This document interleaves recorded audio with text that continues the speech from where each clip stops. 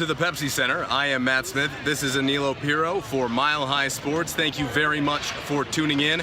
Well, Aniello, the Nuggets wrap up their preseason action tonight, completing their record 3-2, but dropping their last two games. Tonight's attitude post-game was a little disappointed, but relieved that the preseason was over. Yeah, absolutely. And I mean, you can only read so much into kind of the storylines, that have come out of preseason. Obviously, who's going to be the starting point guard, who's going to get that power forward backup spot and whatnot. But yeah, I agree with you. The sense was more of we're kind of tired. We need a break here. We're ready to get this thing going. Is kind of the vibe that I got. But I mean, certainly an entertaining game, I guess, to say the least. Anytime you could see Carmelo Anthony back here in Pepsi Center, it's always a fun time. Definitely. But no, I mean, yeah, just kind of an encompassment of a preseason game. These guys are 100% ready to go for the regular season.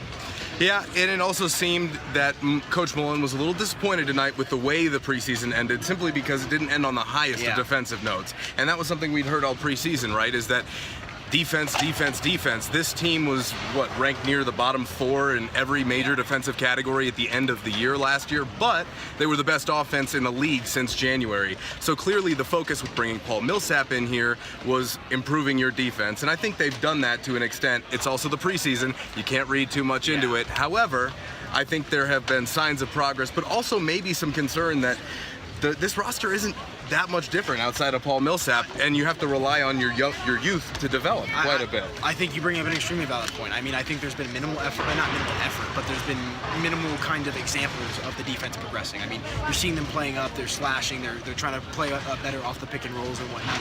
But I mean, I think you kind of bring up the good point about this team not necessarily being that much different. And I think the question was kind of posed, how do you feel, the question was asked to Malone, how do you feel going up against a three-headed monster in, Melo, right, Paul George, Russell Westbrook? And he alluded to, they played 5 small ball at times when you don't have a traditional center in there. And if they want to play Plumlee and Jokic together, or Plumlee and whoever it may be together, I mean, they're going to have a tough time defending a team like OKC, defending a team, like the Golden State Warriors potentially. So they have to figure out a way that if they want to play their style of defense, that they can set the tone, set the tenacity, and make sure that they can't be thrown around like rag dolls, which is, I think, kind of what we saw tonight. Oklahoma City had their way to a certain extent. They definitely did. And the final thing to bring up here of note is the one big position battle on this team was the point guard battle between Jamal Murray, Emmanuel Mudiay, and Jameer Nelson. Now, of course, Jameer Nelson missed a decent amount of this preseason with an injury to his toe, I believe. But Jamal Murray and Emmanuel Mudiay kind of battled it out for the most part for the better part of 3 or 4 games. Tonight, Mudiay didn't see any action until late in the game.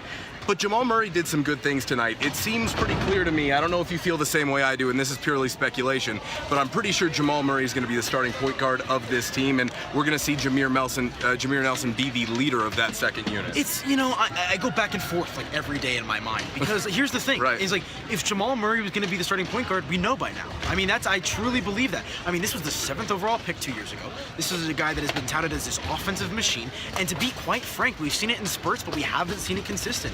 And I think that was the big thing, him coming off the sports hernia last year, is were we going to see the progression, the significant step from year 1 to year 2? Very early, we have not seen that yet, so I think, a little cause for concern that you haven't seen him kind of take over like we were kind of expecting him to. So don't be surprised if Jameer Nelson is this team's starting point guard. But yeah, I mean, Murray did some nice things, but he went 2 for 8 for 3, I think it was. So not great, but he's still showing those growing pains. He's still showing the signs of being a youngster in the league. So it's going to be very interesting to see how it plays out. But one thing that I do want to throw out there is Malone did kind of allude to the fact that Mudiay not playing today was kind of scheduled.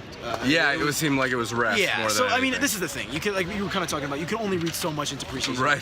Next week here in Utah, things will kind of start to unravel. But regardless, baby steps, but there's still a big picture in mind that needs to be accomplished. Definitely, and no question this team is better than what they were last year, but it's a matter of just developing that youth core that you committed to by signing Gary Harris to a reported 4-year, $84 million extension. So a lot of development going to be needed to take place as the season continues to progress, but a good starting point for the Nuggets, who had wins over Lakers and the Warriors in the preseason. So whenever you beat the Warriors, that's always a good thing. I'm Matt Smith. This is Aniello Piro, wrapping up the Nuggets preseason here in 2017 from the Pepsi Center. Thank you for tuning in on Mile High Sports.